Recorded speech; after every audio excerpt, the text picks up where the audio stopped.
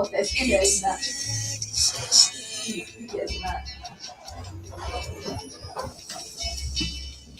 make tomorrow be gone. Tomorrow may never come. Wake up, wake up, wake up, wake up. To purpose for living now. In this you will build your soul. In this you will be the difference. In this you will be the answer to the prayers of humanity. In this you will build your soul. In this you will be the difference. In this you will be the answer to the prayers of Why is this noise coming?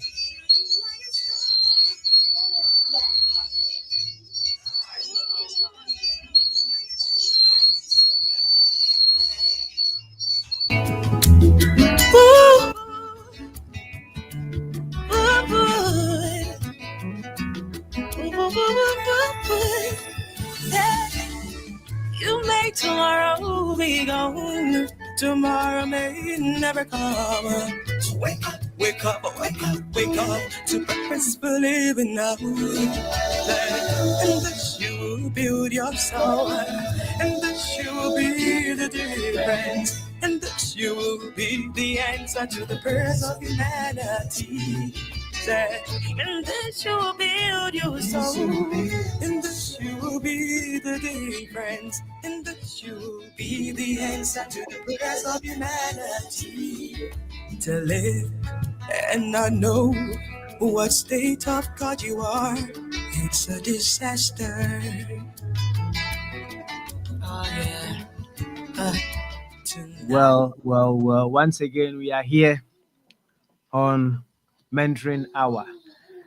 And as the songwriter says, to live and not know the purpose of your life is certainly a disaster. We are here once again to deliberate on a very important issue, a very, very important one. I think we've touched a bit on it some time ago. The matters of mental health, we can never speak enough about. So today, One-to-One Mentoring Network is coming our way once again for us to have a conversation on mental health. And we have two wonderful guests joining us today. One is already here. My lovely Samantha. She's already here. And I wouldn't waste much time. So we'll go straight away to the lines and welcome Samantha this very morning. Good morning, Samantha. Good morning. Good morning. Can you hear me clearly? I can hear you. Can you hear me too? Oh, yeah. Yeah. Okay. Is it loud enough? It's loud enough. Yes. It's loud enough, yeah. Yes. How are we doing?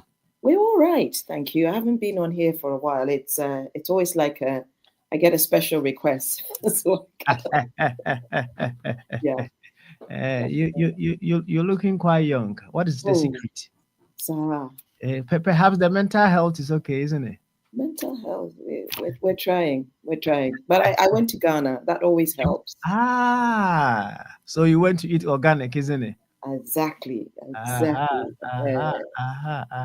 Perhaps you have to tell us if our diet has also got any influence on our mental health? When we get there, you tell us. If I'm hoping the medical people can tell us.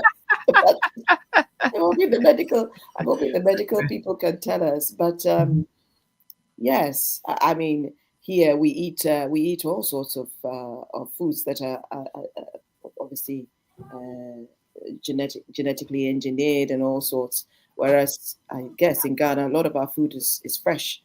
You know, I mean, every single day I had fresh food, freshly made. Even if you had food in the chop bar, you could see that it's being made. You That's know, right. so, yeah. Well, the only concern now is the the water bodies are being merged up now. Mm. The galamsey issue. So you may think you are eating fresh, but other stuff are also getting into you. Well, Yes. we'll get to that when the medical personnel come around for us to have that conversation. Indeed. But hitting the ground rolling before. I think Dr. Susan is also coming, isn't it? Yes, Dr. Susan is coming. Yes. We hope they get here as soon as possible. Yes. So hitting the ground rolling. Mm-hmm. I'll start with you. Mm-hmm.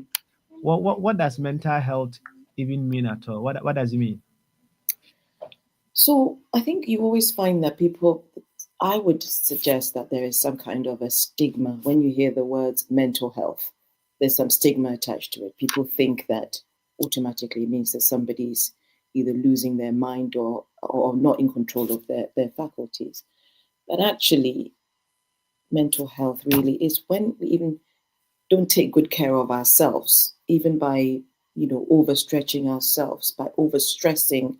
That's all impacting on your mental health. Mental health covers a multitude of things, things like anxiety, which has become quite a common thing. In fact, only early this morning, I was reading an article that had been, I think, let me just call it up. It says they think that, I think it was, there was a survey that was done by the BBC, or not done by the BBC, but certainly the BBC reported on it, and it says life being stressful is not an illness, and that essentially they think that doctors are overdiagnosing mental health.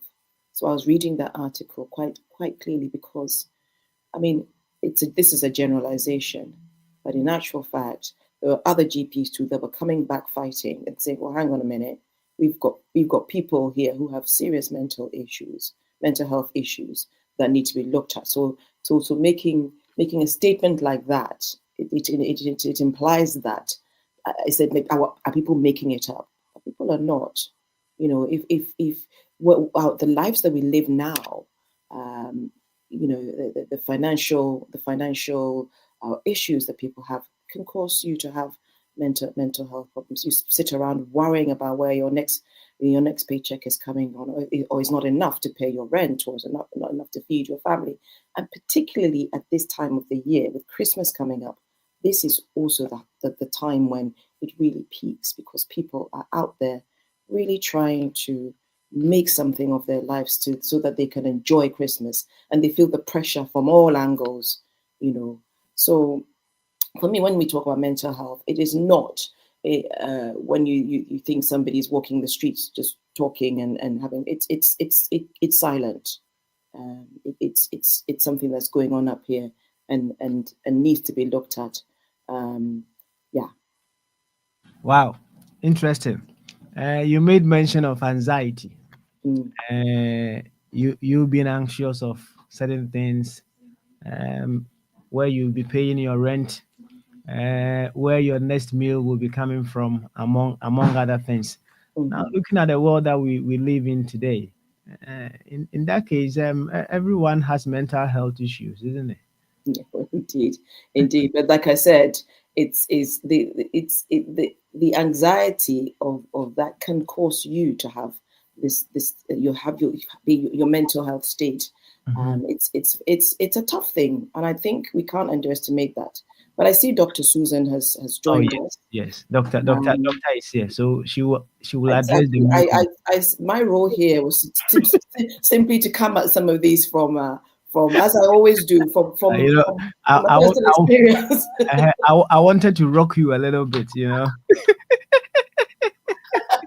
I think I like to think that I like to think that I've managed to hold my own for at least Oh, of course. You've held the fort for a good time. yeah. You've done quite well. So let's welcome Dr. Caesar. Doctor, good morning. Good morning. Good morning. Can you hear me? Yes, Yes. we can hear you loud and clear. Yes, I can see that. Yes. We Hi, can see Sam. It's so we can see lovely. you as well. We can see you as well. Sam, you've made Papa very happy today. Of I course, know, of course. right? No wonder Papa is doing extra smiling. Papa, I'm going to charge you because you know me and my I got Samantha. some here. Well, welcome. Thank you. Thank And you. we were just talking about what mental health is all about. Yes. Yes.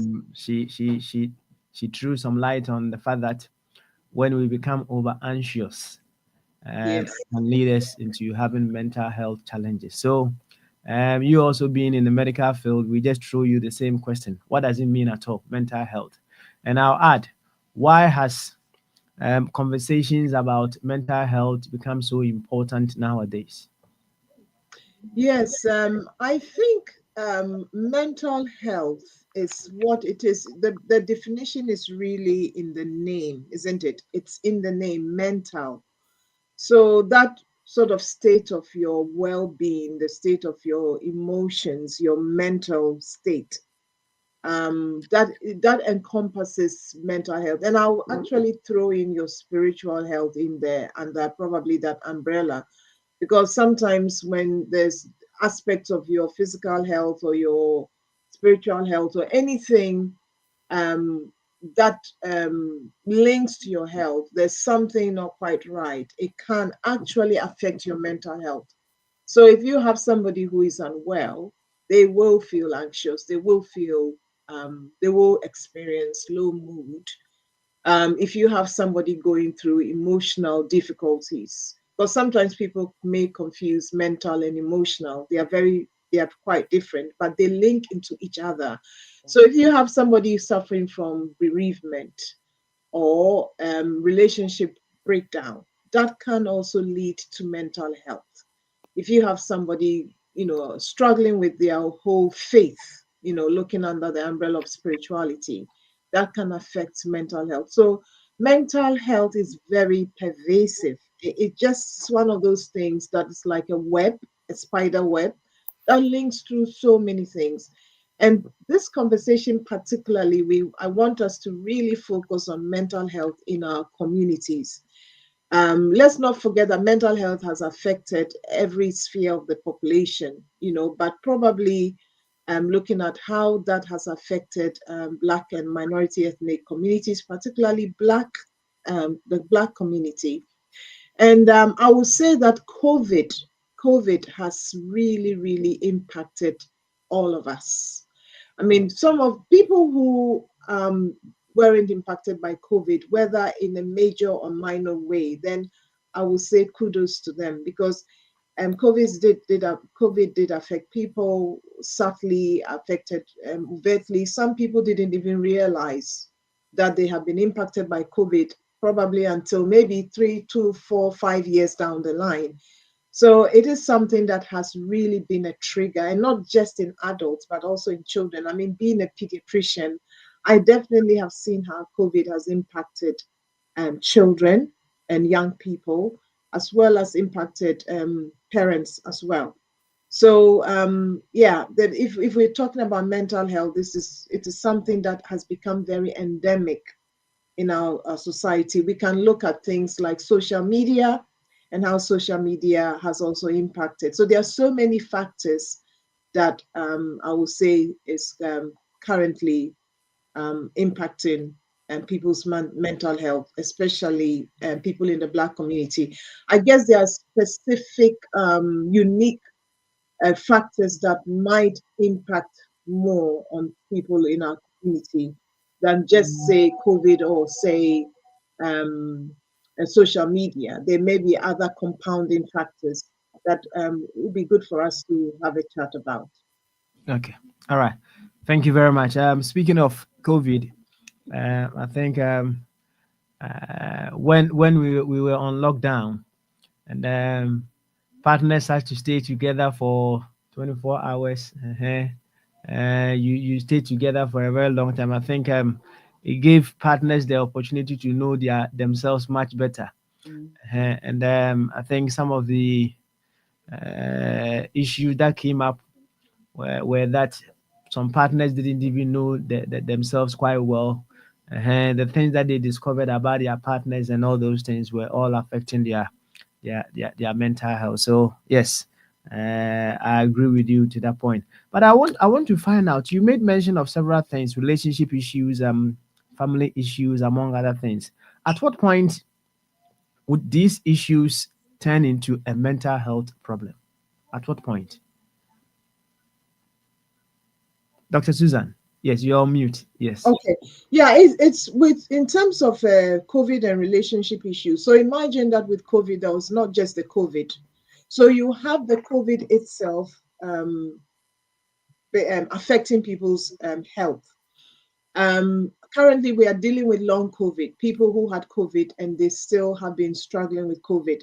So if you have, say, a partner looking after their partner, a spouse, the effect of that in itself, taking care of somebody can have a toll. They have to take care of their spouse.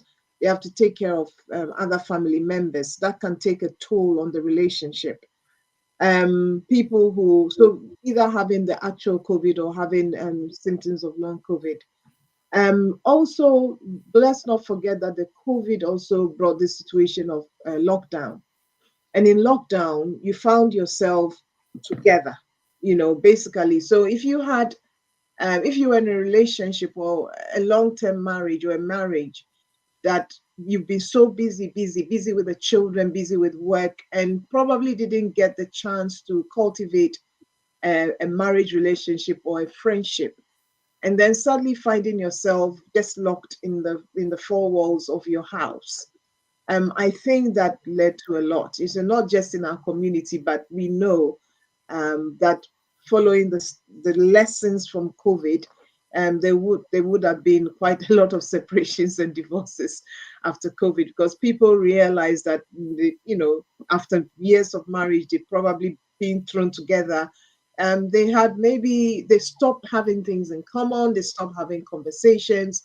So yes, there were some of the lessons. One of the lessons I would say that may have come out of COVID, when suddenly people found themselves together without necessarily going out, was the fact that in a relationship, it would be very good for couples to really make sure that they keep the fire burning. It doesn't have to be the first 5 years of your marriage, right? From that 5, 6, 7 years marriage, that seven number they call it. We have to develop ways of keeping the relationship alive, keeping friendship alive, prioritizing the marriage relationship. I believe God put a man and a woman together, and we need to prioritize that relationship, sometimes even ahead of other relationships. And because without that, when that trial comes, when the pressure is on, then the cracks can show. And this is what some of the lessons that COVID has taught us about, specifically relationships. All right. Thank you very much for that. We go to Samantha. I think I've made her gone quiet for quite some time. I don't like it. Samantha, Mhm. we miss you. We miss you. Now, what are some of the signs that we will be able to use to identify people who are struggling with mental health issues? So, like I mentioned at the beginning, it's not always visible. In fact, if anything at all, it's hardly visible. If anything, it's hardly visible, and I think Dr. Susan will attest to that. It's not visible. It's people who suddenly, maybe you find that they're not as communicative as they usually are. One of the strands is, particularly, say, even in young people, we see this a lot. I mean, all the studies are showing that actually from sort of 19-year-olds to about maybe 30s, there's some level of depression and anxiety. All these things happen. It's not, in fact, for you to be able, if people don't show it, it's hard work trying to hide it. That's what it is. So you might be even living in the house with someone who's got some kind of mental health issue, but they can't talk about it. And what we have to do is to learn as members of community or members within our own families and our friends, is to learn to spot the changes and to spot the necessary changes that we see in individuals, that means that they actually are acting in a way that, I mean, you don't have to be an expert, to be honest. I mean, the experts are Dorcas and Dr. Susan. Dorcas has just joined us. Hi, Dorcas. Hello. Yeah, so Dorcas is a GP. Day in, day out, people will be coming in to see her, and somebody might sit on her chair and in front of her, and immediately she will see that, oh, that's that person, from talking to them, this is the problem. But the rest of us who are not medical, who are sitting at home and within our friendship groups or our local communities, we're not trained to pick it up. But what we have to do is to have this art of listening. I was telling somebody this just last week.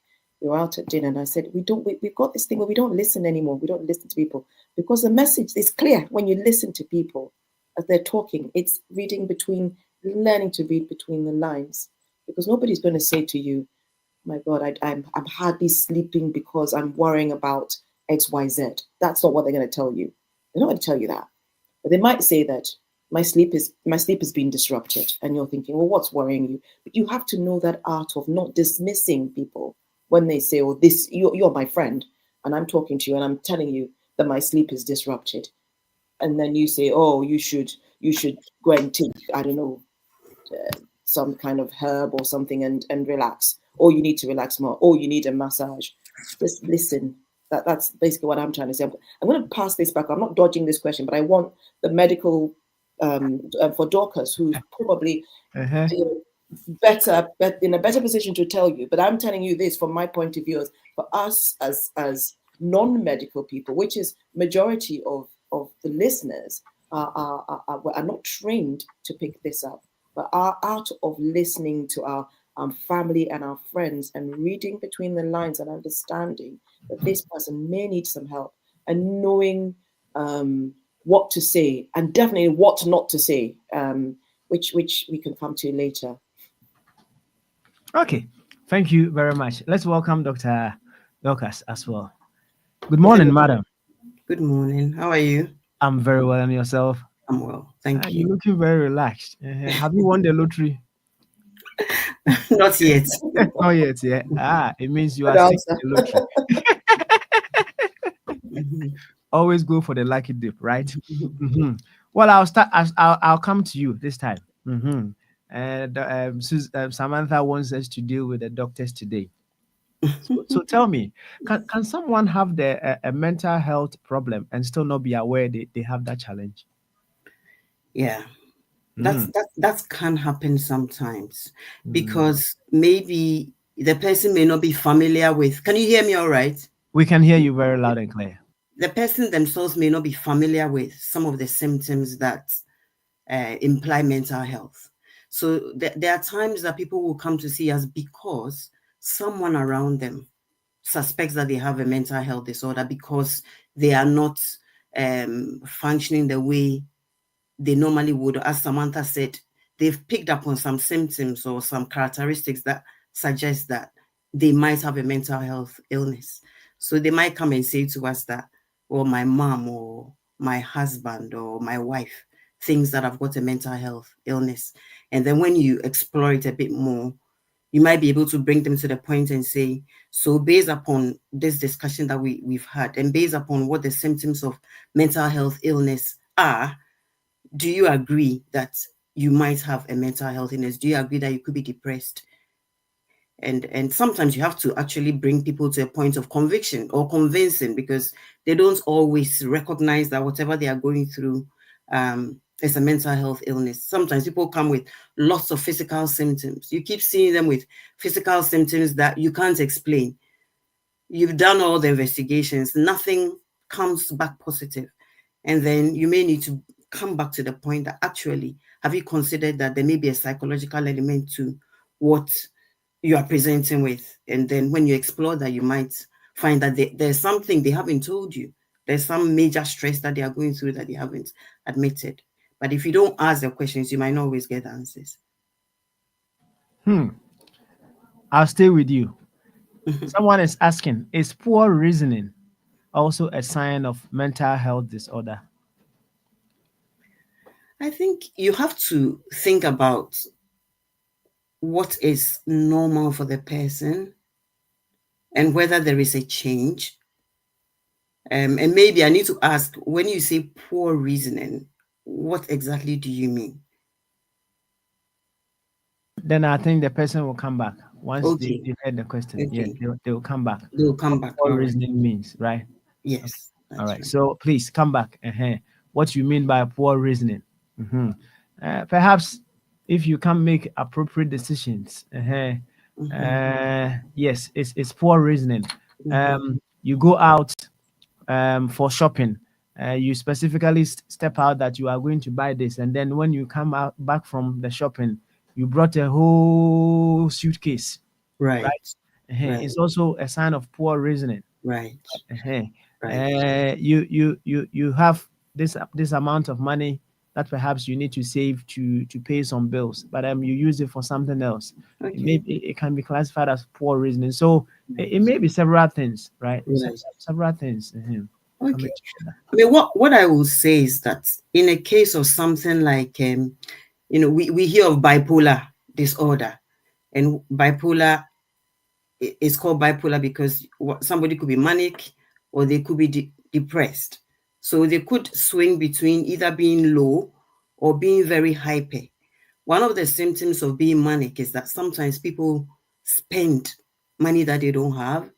So that could possibly be a symptom, but of course there are other reasons why people do things like that. Sometimes people do that just to make themselves feel better, because maybe buying a lot of things makes them feel good if they are feeling low.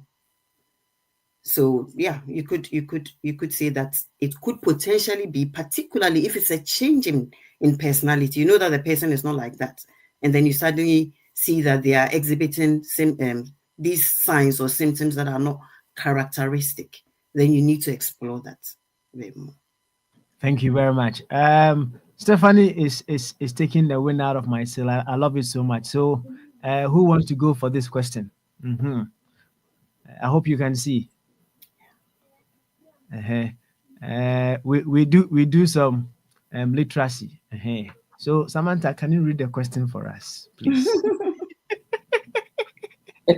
You just want to hear my voice. Okay, so Stephanie is asking, what are some things that keep you grounded in regards to your mental health?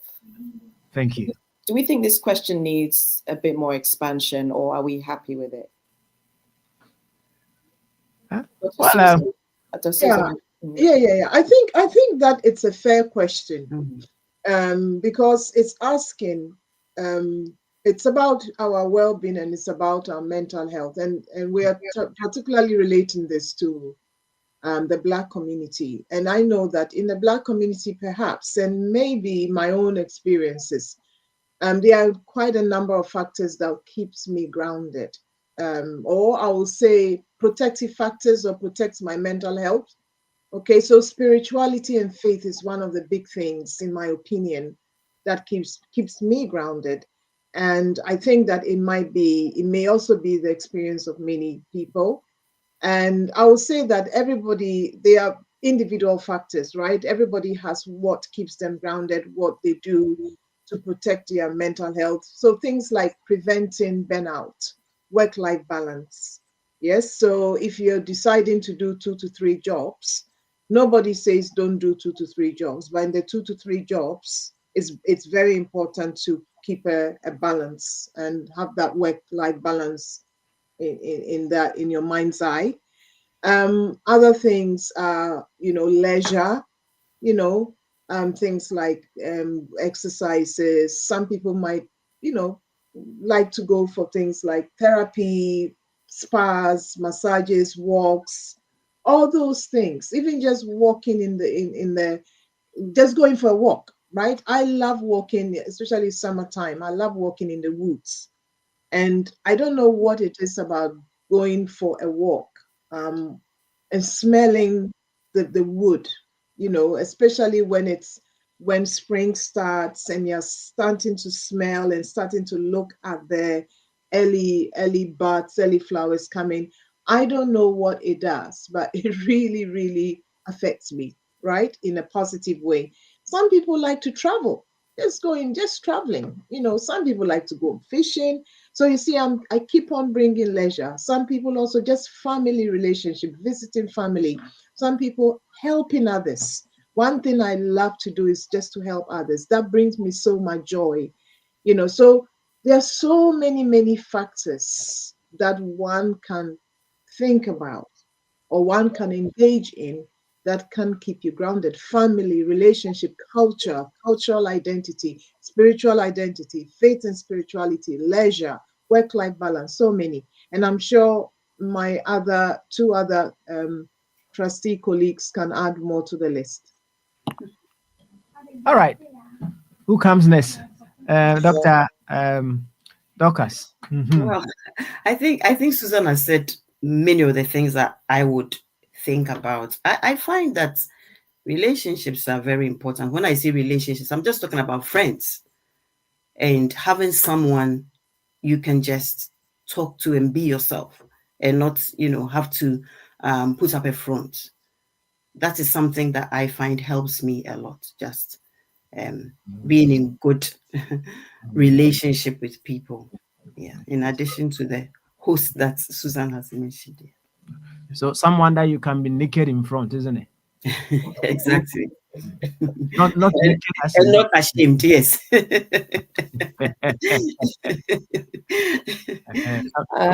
someone you can open up to. Let's put it that Exactly. Exactly. way. Okay.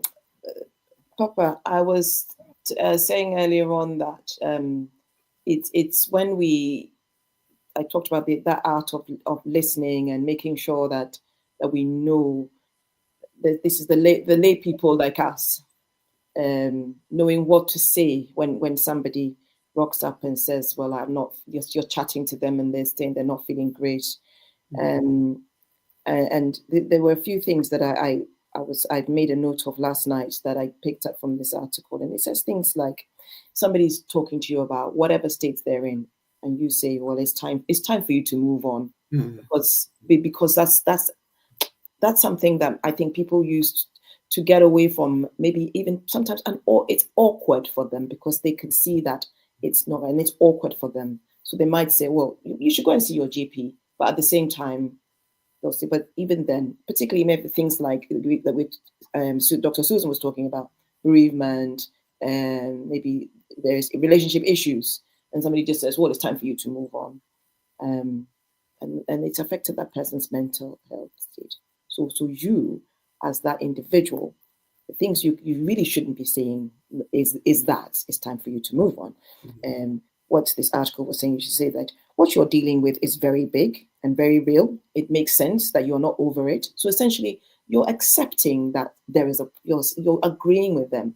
You're helping them to own whatever it is that's bothering them. And then you say, well, there's no real sort of way out of this.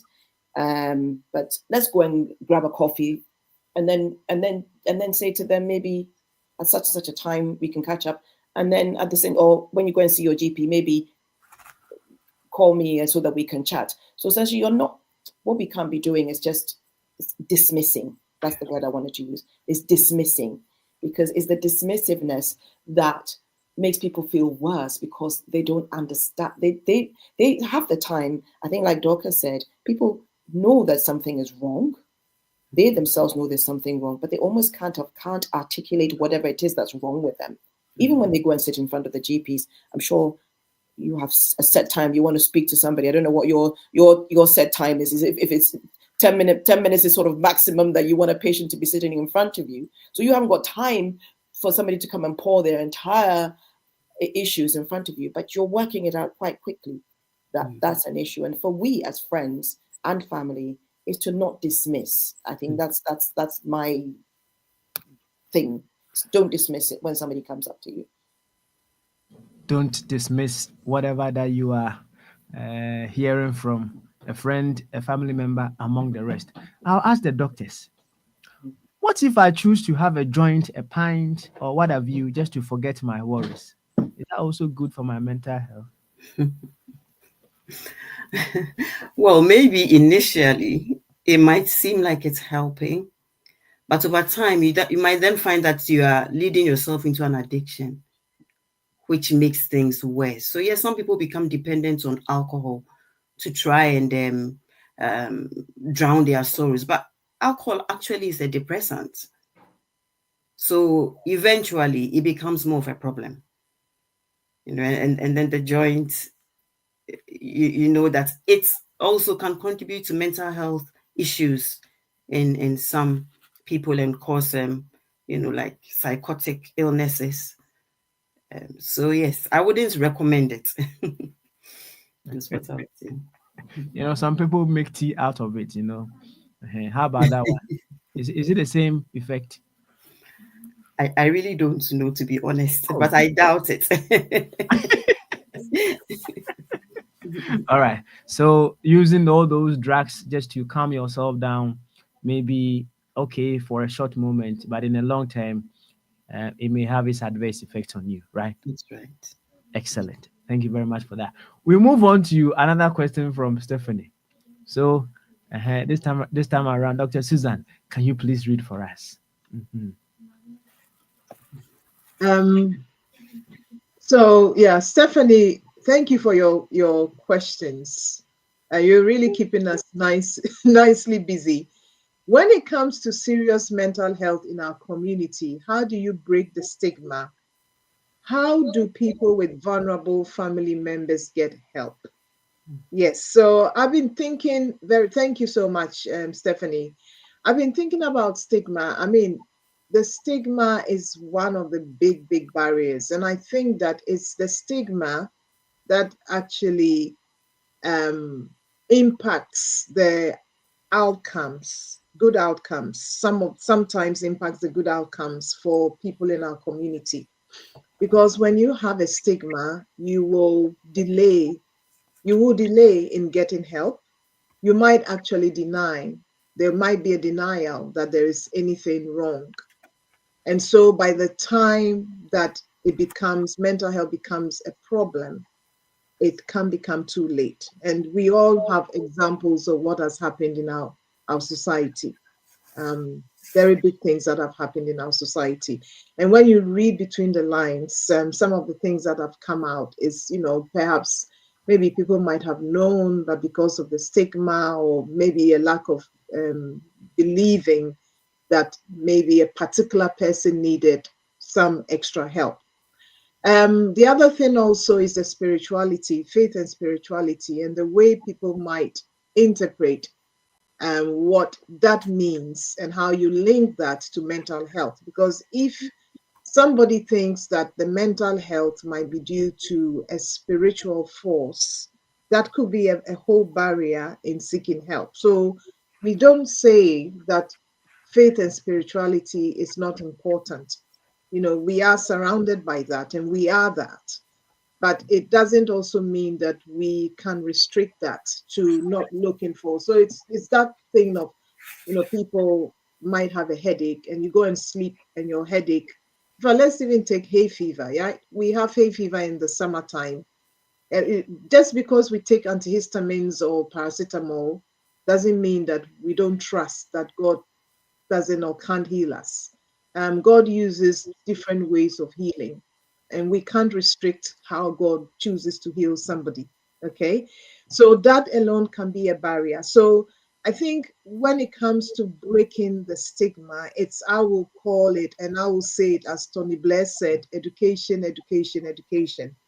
It's about how, for example, an organization like One to One, having these conversations, either in group mentoring or events like this, to say that, look, guys, this is the issue. There shouldn't be a stigma around mental health.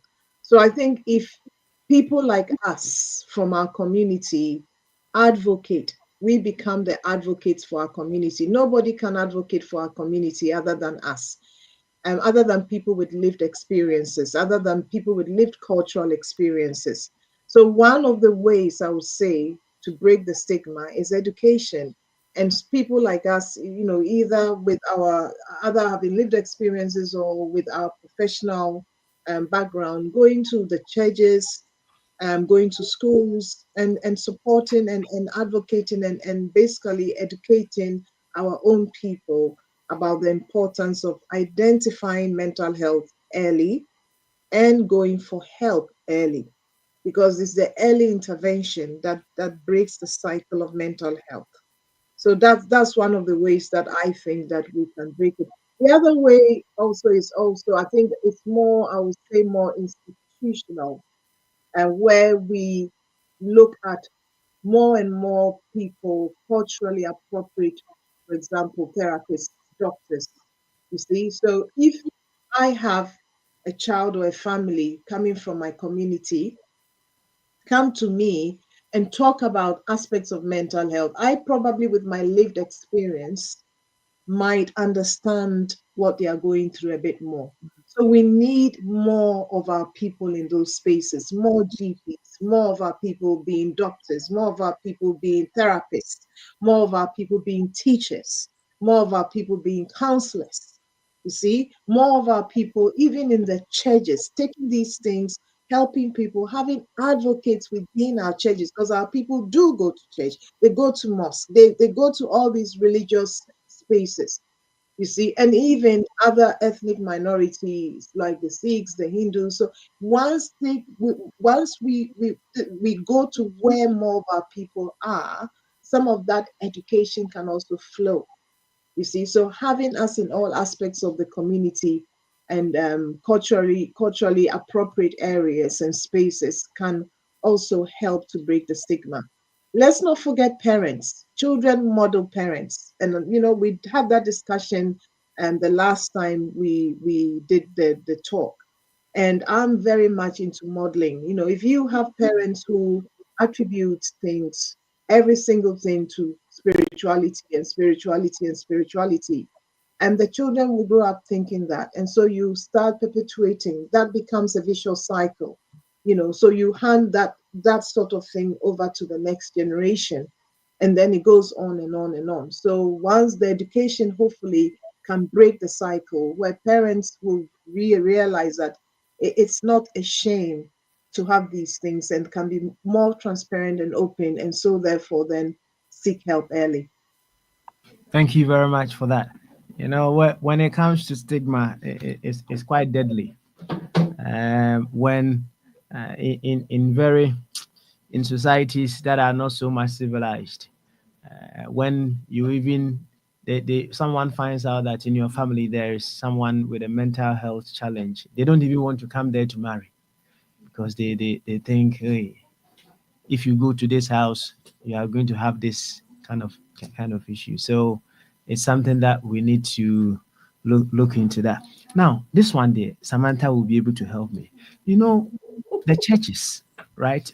Dr. Susan spoke about the role of the church. She spoke about spirituality. We'll come to that later on. The church trying to be a supportive platform for dealing with mental health issues. But in our community, someone may say the churches have become more of a place of you becoming having a mental health problem, because you go there and then they will tell you your mom is doing you, your uncle is doing you. Your sisters are doing you. You go there and then you get more of mental health issues. It is your family curse. It is the curse of Adam and Eve. All those things. So, how do we correct that kind of situation that we have in our communities? The churches perpetuating more fear among the people. How do you correct such a situation? Well, I think I'll start by saying that I'm hoping that we have less of that in the churches. I'm praying that we have less of that. That's something that I very much don't see a lot of if we're talking about our community, and that's our community here where we are in the diaspora. We probably don't have so much of that, but it's still in existence. There are some charlatans out there. There are some people out there who are peddling this fear and not allowing us to think properly through these processes. Their role is to comfort us. You go to church for community. You go to church to try and understand. You go to church to see whether there might be somebody in there who understands what you're going through, and then they will be able to talk you through. As to whether your church leaders should be perpetuating that. I mean, we all know from all of us, those of us who are Christians anyway, so I can speak from my point of view as a Christian, is that that's not the teaching of the Bible. That's not it. We should be there to support and help individuals through that. But in our culture, it is the thing. They will tell you exactly that. And that thing you mentioned about, someone saying, "Oh, don't go to that house." I personally know, I know that very, very well. Somebody says that house they're all mad. There's an old lady in the house who's like 97. She's sitting in the corner, doesn't speak to anyone. Well, yeah, of course she's not going to speak to anyone because she's probably got a bit of dementia. She's got, the things that we just think is I'm going to use the word madness, and that whole stigma that's attached to that.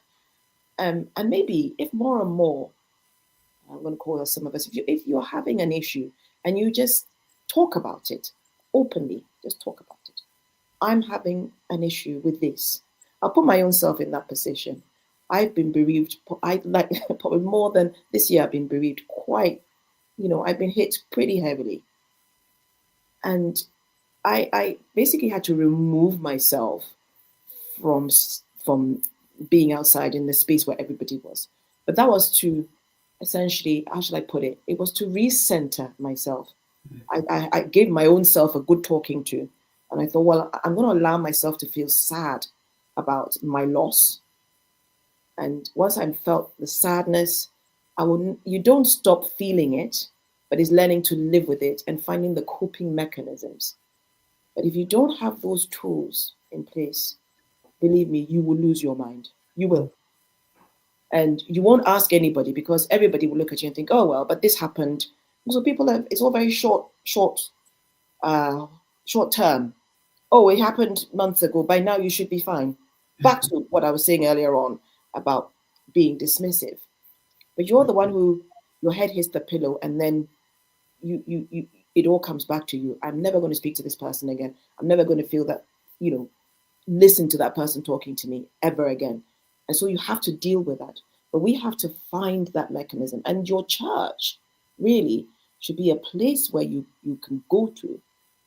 If that's where your community is, you should be able to go to your church and feel comforted. I feel comforted when I go to my church. I don't necessarily talk to anyone about the situation, but the mere fact that when I go there, they see me and it's open arms, and they're happy to see that I'm well and I'm thriving. And they don't know that sometimes sleep is an issue, but at least they're welcoming me with open arms.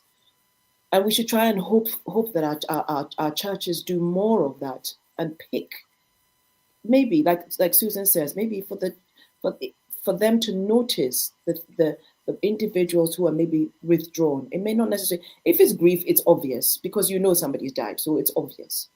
But it may not be grief. It could be anything else, particularly when it comes to, I mentioned that earlier on when we were waiting for the others to join, about financial stuff. That's something that people get so embarrassed about that they don't even know where to go with it. And that you certainly won't be, your church might be, there might be a fund or something that if they know they can help, there might be some kind of community, if you're in a community group, particularly those who are in what we call a cool, I don't know what we call them in English, but it's the same as having a community. Associations. Associations, exactly. If you're in those, there should be somebody there who looks after welfare, is that kind of thing. Just training those local people to understand and see that. But I would really be very disappointed, I felt, if the church could not be a place that if you can't talk, at least it should be a welcoming space. It's not the space where you should be going to feel that people telling you that, or this is all abeism or whatever. It's just not. No. Dr. Dorcas, do you have anything to add to that? Yeah, I mean, what I would say is that going back to what Susan said about education, because if we talk about these things more in the open and people are more aware that actually there are reasons why you feel this way, or there are reasons why this has happened, it's not always a spirit or whatever, then if you go somewhere and you are being told that this is the old lady in Ghana somewhere, because you have education, you have understanding, you have knowledge, you can counteract that. But I just want to add something about the question also said, where do we go for help if we have a vulnerable family member? And I want to say that there are a few organizations that cater specifically for the Black community, because one of the barriers to people in our community seeking help is because sometimes we are not understood within the system because of our cultural nuances. And that has been reasons why sometimes people will not go seeking help. So communities like, I think there's one called Black Minds Matter UK, and that is a society that offers free counseling to Black people. I think they offer 10 sessions of free counseling, and all the therapists are Black people. For the younger people, there is an organization called BAYO, BAYO, which means BAYO is a Nigerian, Yoruba for, I think, Joy found me, or Joy has found me.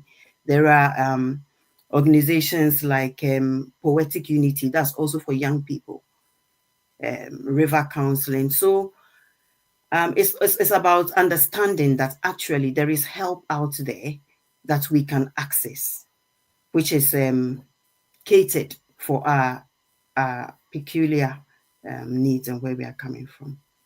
Okay, no, I'll stay with you with this one. I think this one is also coming from Stephanie. So, if you don't mind, address this one for us. Yeah, yeah. Thank you for the question, Stephanie. We need to understand that God is a very holistic kind of God, and He has also provided medicines, and He's provided physicians, as well as maybe miraculous healing or what we are terming faith. But even when we are taking medication, we need to do that in faith as well, trusting that the medication that we are taking, God will use it to make us well, understanding that He has made that provision for us. Yeah, because I mean, there's a place in the Bible where Paul was talking to somebody, and he asked him to use a little bit of wine, I think, for his stomach troubles. Yeah, so we need to understand that these can work together, and everybody has their level of faith. I mean, somebody may say that they don't believe in medication, but you just got to be sure that if you say you don't believe in medication, then actually it's God who is leading you to do that. I mean, some people say that they don't believe in medication in some physical situations, and then they end up dying because they refuse and they reject what is available that can actually help them. So yes, what I would say is that the two can definitely work together. Okay. All right. Dr. Susan, you want to add something to that? Yeah, I mean, just for our listeners, okay, I was going to read the question, but that's fine. It says that does using mental health medication conflict with trusting God for healing, or can faith and medical treatment work together? And just to echo what Dr. Dorcas has said, yes, yes, yes. 3 yeses. We're not on X Factor, but I'll just put 3 yeses. Okay. Um, everything, the way I see it, everything, and there's a scripture about everything in this earth and the fullness thereof belongs to God.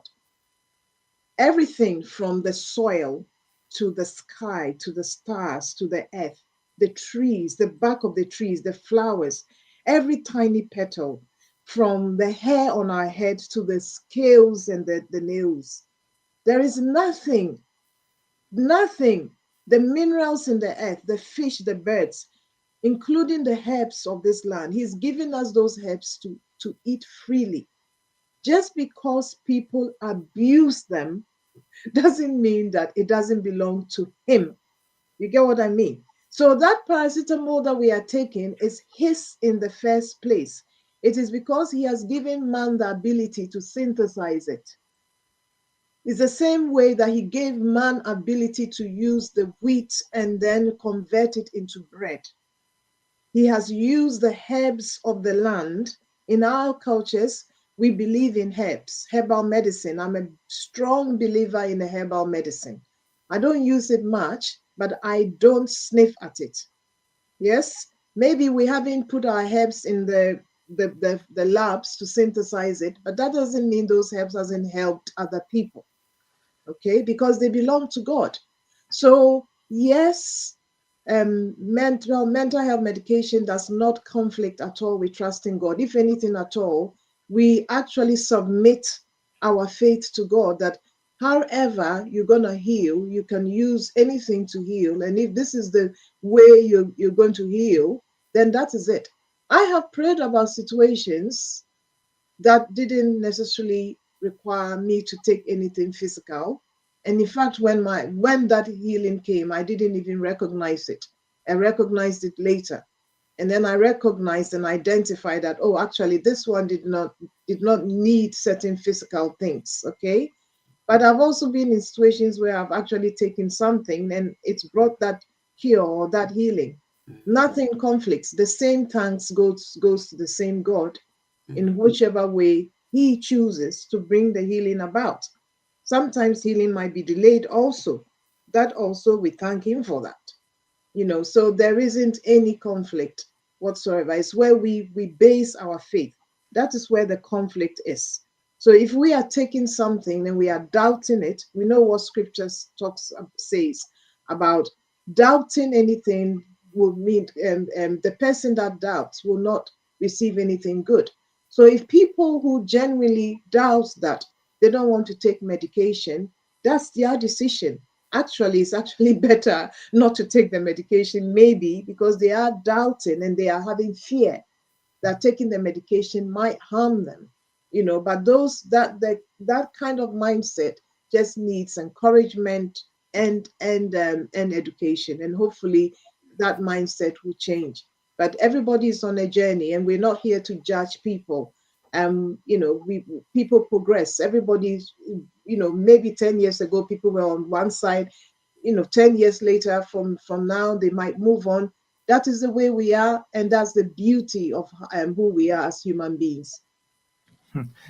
I like that. When you said everything, I was here asking myself, does it include the herbs, the joint, the natural herbs? Does it include that one? Because when you say everything, I say, oh wow, doc, does it include? Papa, Yes, there's nothing that God has not created. That's the starting point. But that's it's right. about how we as human beings corrupt what he has created. Those are two separate things. Okay. Yes. So some of the things that are currently being corrupted, which I'm not going to mention, they are being corrupted, and then because of our disobedience. because we are and look, let's take food. Take food. Food is good, right? But if you eat food in excess, what happens? Mm-hmm. Okay, so it's not just about alcohol and cannabis and drugs. It's about food. Food can become gluttony because we eat too much of it. And if we eat too much of it, then we have all the other things, diabetes and all the other things that eventually can even affect our mental health. Because if you're unwell, your mental health will be impacted. Yeah. So he has created things as it is, but it's how we utilize the things that he's created. I think you can be more clearer than this. Thank you very much for that. Yes. Mhm. Thank you. And earlier on, we were talking about dieting and mental health. So if suddenly one's dieting plan changes from eating very well to eating junk, among other things, could that also be something to do with the mental health of that person? Well, it's Dr. Dorcas, yes, you can go yes, for this one. we've heard of people comfort eating because of where they are in their mental health, particularly when people feel low, they don't feel good about themselves, people are anxious. Some people find themselves eating and putting on a lot of weight, knowing that they don't want to, but finding it hard to break the cycle. And then putting on weight in itself can then make them feel depressed because they don't want to put on weight. And so then that cycle needs to be broken when they reach out for help, to say that actually this is going on because of how you are feeling. And we need to break that cycle to make you free. Thank you very much for that. Yeah, I'll add a bit about dieting. Yeah, so dieting also, then let's look at the other coin, the other side of the coin, where people are dieting and then they are not eating enough. If you don't eat enough, you're going to be underweight. And that also can affect your brain function, as well as affect very, very essential nutrients, essential minerals, essential vitamins. And that can also create situations that can lead to illnesses, yes, and chronic illnesses that eventually impact your mental health. So it's not just about also overeating, but also undereating. So it's about a healthy, balanced diet, really, in the end. A healthy, balanced diet. I presume all of us here are eating very well now, isn't it? Yeah. No junk. Right. Samantha, right? Samantha just went to Ghana, yeah, so she has no. Yes. Well, yes. Well, exactly. Where I'm going to add a very small quote to what we're saying just now, and the quote I found it says, "Please be kind. Don't be the reason someone skips a meal, hates waking up, or feels left out. Your words and actions stick with people forever." Sometimes it's how people behave towards us that also leaves us in this state of mind. You know how people are in relationships where somebody's niggling at you the whole time, and then it starts making you feel in your mind that I'm not right, I'm too big, I'm too small, I'm, all that kind of stuff. That's just going, I'm just trying to link this in with, so I think the bottom line in all of this is we've got to have, there's a level of kindness that we need to throw in as individuals. I'm so passionate about that, because for me, when somebody shows me kindness, it goes such a long way. And I know for sure, personally, that in the last year, the kindness has come from other places, has kept me in a steady place. It's kindness. It's people, even somebody just picking up the phone and just saying, you know what, I thought about you this morning and I'm just checking up on you. I'm just making sure that, are you okay? If I don't feel like talking, I will back out. But most of the time, it's nice to hear from somebody. And my role here, I always come when I come on these shows, and you got the medicals, and and I also like to come in with Susan, what do you call it? The lived experience.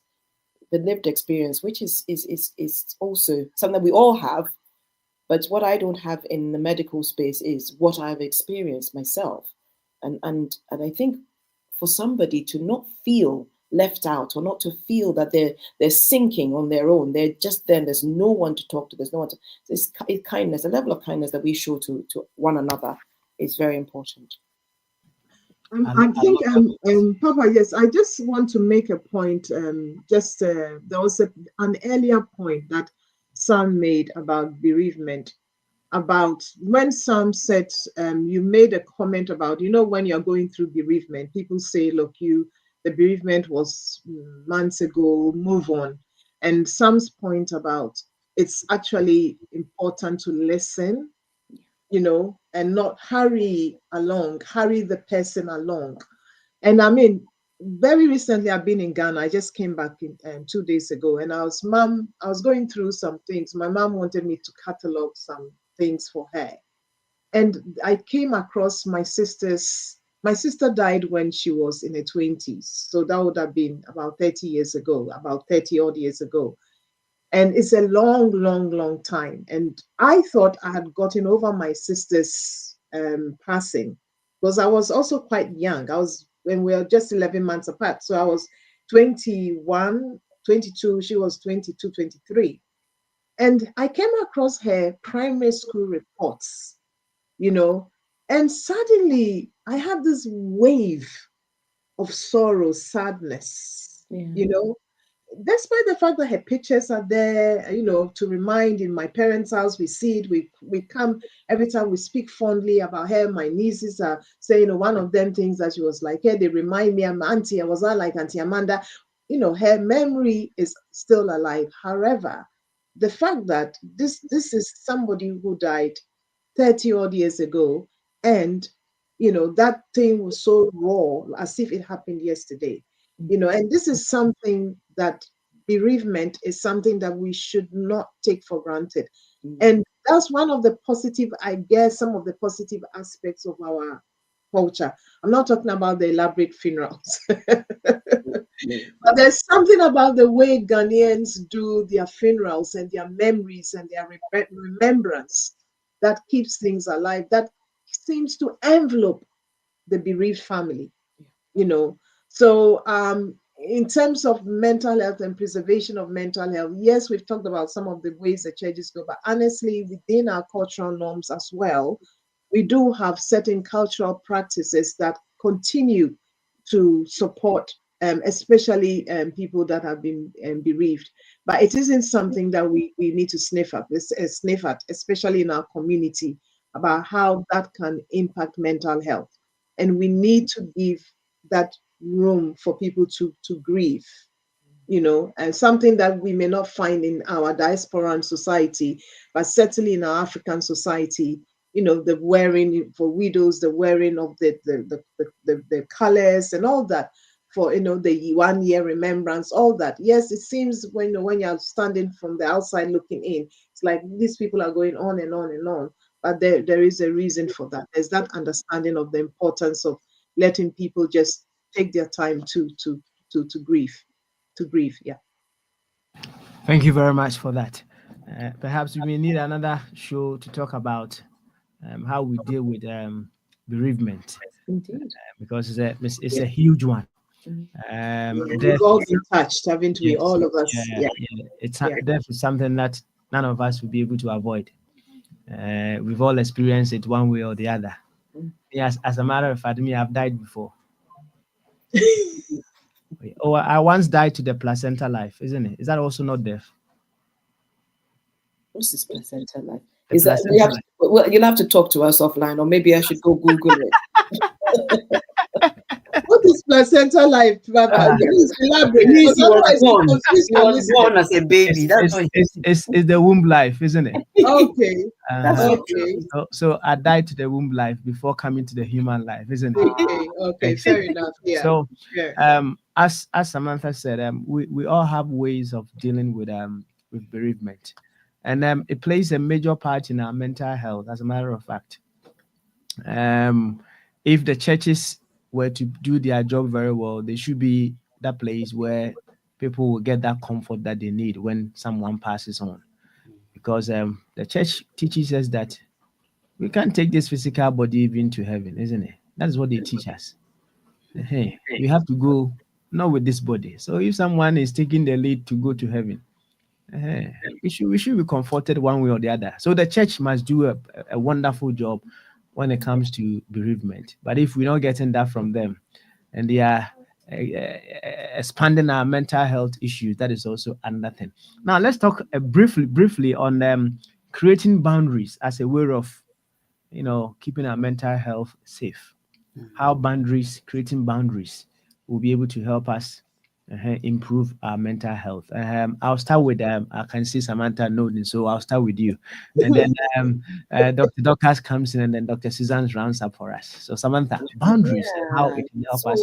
So I think that's this is an interesting question, because at times when we talk about creating boundaries, and for anyone who who's listening, and sometimes you might think that people are in your business in that essence. So you think that they are in your business, or you may think that you don't want to be in somebody else's business, so you therefore create that barrier. So it works both ways. But in actual fact, I see it as a way of sometimes protecting yourself. Because the big phrase we've had is self-care. Self-care is a phrase that is used a lot now. Self-care. But to be able to do your self-care, you also sometimes have to create some kind of a boundary so that you can almost make sure that you're looking out for yourself. And by that, it means, I'll give you examples, when you're somebody who helps people a lot. And again, it works both ways. If you help people a lot, then it's probably giving you some comfort, it's giving you something to do, but also it then means that you are in too much in other people's stuff, and therefore you're not looking after yourself. So for your own mental health, create that boundary, which is that this is where it stops. I am going to look after myself. So I'm going to make it a selfish thing and say I'm creating this boundary because I need to look after myself. I think that's how I'm going to interpret this. And I'm sure my other two colleagues will look at it slightly differently. Okay. Dr. Lucas. Yeah, so in terms of creating boundaries, some of us can be people pleasers. Some of us don't like to offend or upset, and we find it hard to say no. Yeah. And so in being in a place where you find it hard to say no, particularly if you're a kind-hearted person, people can sometimes take advantage of you, either consciously or unconsciously. And there is something to be said for being assertive. And being assertive doesn't mean that you are being rude or you are being bullish or you are being aggressive, but we can be assertive in a very polite and kind way. We need to know for ourselves what is too much for us. Because if you don't know, other people around you are not going to tell you if they are benefiting from what you give. So I need to be able to say, actually, this far and no more. And I'm going to draw the line here, and I'm going to be able to say no, or I should be willing to say, I can't do this. I'll do this much, but I can't do that extra bit. And I think as Ghanaians are, we are known to be generally quite gentle, compared to some of our other African counterparts. And I think that with Ghanaians, sometimes we don't always speak the truth. We are not very open sometimes about just being honest about where things are at, and where I'm at, and that sort of thing. I think that's something that we can learn from other people. But yes, it's something that we need to be able to learn and know where to draw the line when we should do. Yeah. Know where to draw the line when you should. Know where to draw the line when you should. Thank you very much for that. Dr. Susan. That would be, and you add your final words to that as well. Okay, I will discuss it as perhaps looking at physical buffers that act as triggers to prevent mental health issues. So we've talked about a lot of it, and I will just reiterate the community and collective support, and that is very important. So relationships, family ties, churches, faith and spirituality, yeah, and mentorship. Mentorship is very important. We are a mentoring organization, and mentorship has a very it's a very strong factor in helping people, because if you have a good mentor who can support you in your career or your life journey, that can also go a long way. Cultural identity and pride, we've given examples of even for example, using bereavement, areas of our culture that may not necessarily help, and areas and several areas of our culture that can help. But I think being grounded in that identity, in my opinion, it's a very, very good, I will call it, buffer. Okay. And we've talked about faith, religion, and spirituality, and creativity and expression. Using some of these external things, to bring out the best in you. Remember, we talked about the whole issue around self-actualization. If you remember the last discussion, where self-actualization is when you get to a point where you know that you are achieving the very best of you, your strengths, all those things. So these things, your skills, your talents, all those things, and importantly, making sure that whilst that is being achieved, you are bringing about that work-life balance. Very, very important. Yeah. So I will call it more those buffers that you need around you, around your boundaries, to ensure that your mental health is, you are safeguarding your mental health and well-being. Yeah. So Thank you. I don't know if you want me to do the one-to-one thing. Yes, Or do that now. Do that now. so Yes. yes, so I have today, I really am very grateful, Papa. I did come on slightly later, but thank you so much for this conversation. I think this is a very, very important conversation, and my colleagues will agree with me, especially having a mental health conversation that can, benefit not just our community, but other communities as well. Today, I'm really, really pleased that I have Samantha and Dorcas are actually also the trustees of one-to-one mentoring.